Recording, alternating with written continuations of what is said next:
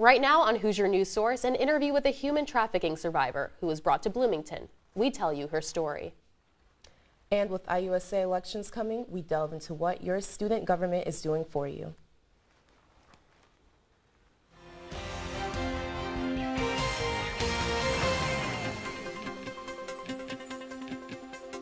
Hello and welcome to this week's episode of Hoosier News Source. I'm Sylvia Ogar. And I'm Charlie Rubeski. Since Zoe can't be here for weather, we'll give you a weekly briefing from the anchor desk. This week, it looks like you can expect typical Bloomington fall temperatures, 40s, 50s with rain. Unfortunately, on Wednesday for Halloween, the rain will continue through Thursday, Sunday, and Monday. So pack your umbrellas for class and trick-or-treating. Starting the newscast off with some breaking news. 21-year-old Kamonte Johnson was shot and killed at an off-campus IU fraternity party Saturday at the Eagle Point Golf Resort. Another man was shot and is in critical condition. We're hearing from bystanders the shooting was sparked by a fight. Johnson worked for Kilroy's. The bar manager set up a GoFundMe account for the funeral costs and started by donating $10,000. The extra money will be raised to donate to preventing gun violence. Now to some voting news. Monroe County residents are rocking the vote this year. As of yesterday, 13,126 Monroe County residents voted. In the 2014 election, a total of 7,389 residents voted early. Officials say that they are expecting a large voter turnout this year due to the large increase in early voting. Early voting will go through November 5th for Monroe County residents. Indiana University Student Association, our student government, gave some updates on what's to come on campus with these next couple of months.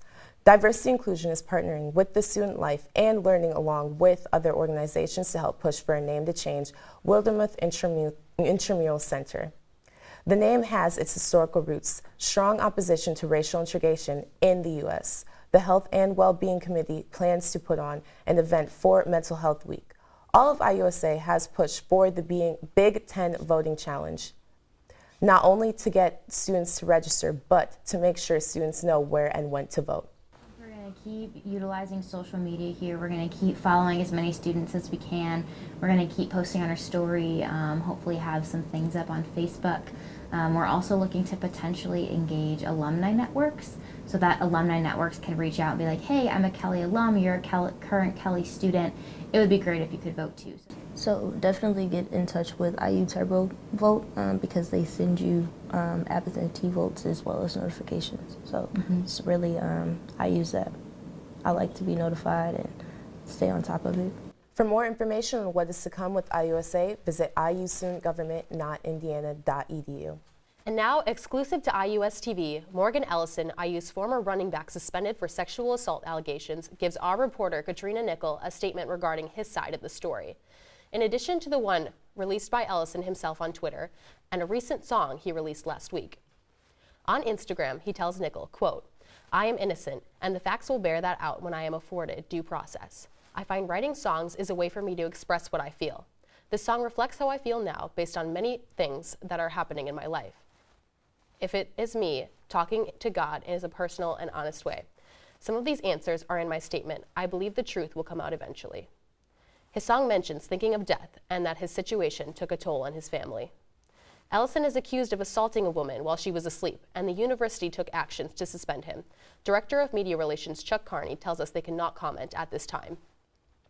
When most people think about college engagement plans for a wedding ring is typically not in the picture. Some students have gotten engaged or married, not just at IU, but across all college campuses. IUS TV reporter Meg O'Toole met with some of these students to discuss what their lives are like and how they manage their relationships in the college environment. I wanted to get engaged in college because my fiance and I had been dating for 6 years, and I just didn't want to wait any longer. We knew that we wanted to get married, and so we just didn't want to wait, and we wanted to build our lives together. We might be in two different places, but we just kind of wanted to get out of the way first, enjoy our engagement. So that's kind of why we did a little bit early, so that we would have time to plan no matter where we were. On average, most people get married over the age of 25, and only about 7% of all college undergraduates are engaged or married. Compared to the traditional student, they have a unique set of challenges and responsibilities. You have more of a responsibility to an individual. So whereas in college usually you're like, oh, I'm just gonna go to this party or whatever. you do also want to keep in mind the needs of the person you're engaged to, because that's just a respect thing. I have had to really make sure how I spend my money because I'm saving a lot of it for the honeymoon. Despite the engagement and wedding plans, life is still pretty normal for them. I mean, we officially got engaged, but nothing really has changed. We still hang out. We used to hang out all the time. We still hang out all the time. If there's one thing to know about relationships, it is that love has no time frame. For Hoosier News Source, I'm Meg O'Toole. Being engaged or married can be an exciting and maybe a little bit of a stressful time, but real love can happen anytime, anywhere, even in college. This Friday, the media school will be having a career day for all media students. This will give a chance for students to connect with media school alumni to learn from their career experience. This event includes panel discussions, informational interviews, and networking opportunities. This is an all-day event, so make sure to stop on by to get advice from people who have already been in the industry. Coming up, we tell you how the Hoosiers did in Sports Week. Plus, what's going on around the world in our global report. And still to come, a special interview featuring a human trafficking victim who was enslaved right here in Bloomington. These stories and more coming up. Stay with us.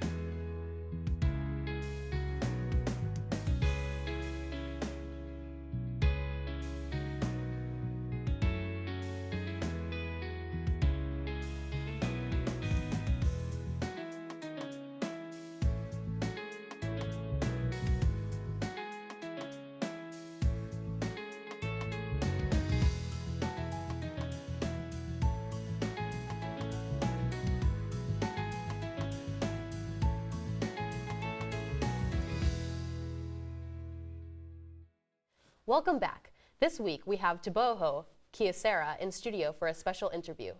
She came from Botswana for a better life and met her biggest fear, her trafficker. She was a domestic slave from 2004 to 2006. Now she views time as a blessing. She works to help children and other potential trafficking victims. Sophia Grimzard joins us with Tebi in studio for a special interview.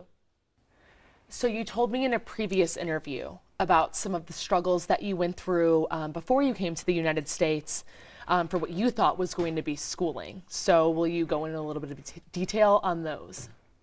Yes, I came here in 2004 and with the promise that I had a job and a scholarship. So I left my country knowing that I'm coming here to better my life, but only to realize that when I get here, all that wasn't true, what I was told. Yeah, and you said that it was even your cousin that was in contact with the trafficker that brought you to the United States. How did they convince you to come? How did this whole process kind of work before you got here? Yes, my cousin, she was talking to the recruiter who was the sister to my trafficker, and she lived back home in Botswana. So she talked to her about it, like how I was struggling, like I was desperate for school and everything, and she was paying for my school, and I think she didn't want to pay for my school anymore, and she didn't talk to me about it, so she kind of told her everything, and then that's when they came up with this idea, offering me a scholarship, work, a free accommodation and everything. So I was desperate. Those are the things that I needed. So I just agreed to it, and I came here. And even when I left my country, I knew I was going to St. Louis, but I ended up in Indiana with someone that I have never heard of. Her name, the place I have never had before. So when did you, from when you found out you were going to be going on this sort of what you thought was a schooling program, Yes. up until you got into the Indianapolis airport, tell me when you first realized that something was wrong. Well, when I get to the when I was boarding on my flight to Chicago, that's when I realized that I had a separate ticket because I was given an envelope when I was leaving, and I was just told that, oh, just an extra information you will need when you are on the way.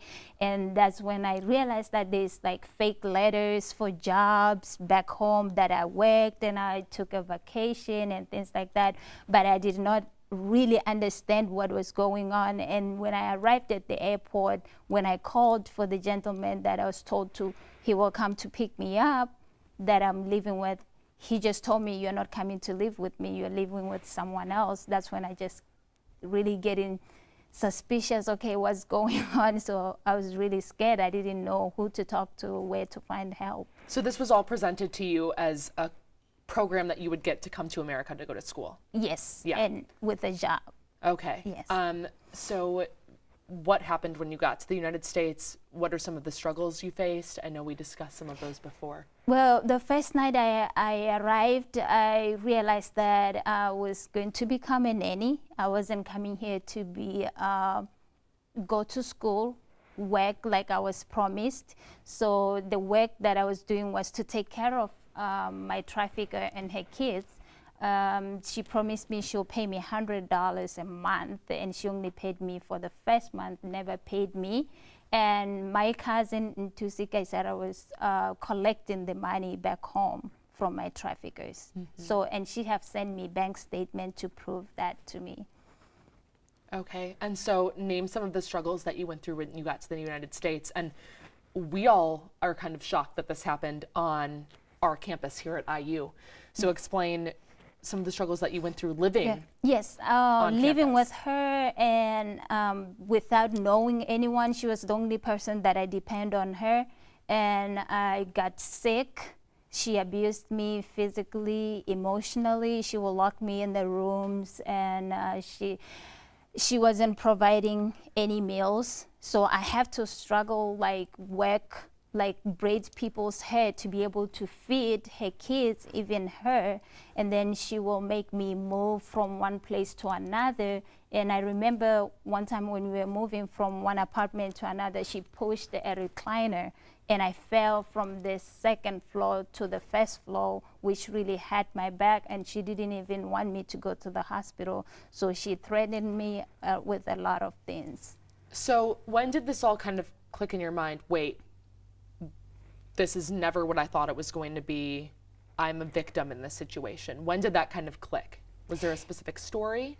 It took a long time for me to realize I'm a victim. I didn't really know what was going on. I was just confused. I had so much depression, and but at a point where I started getting really sick and I wasn't able to really cope with the situation, that's when I started trying to go out and ask for help. Like, is it okay for me to go to the hospital where someone attend me?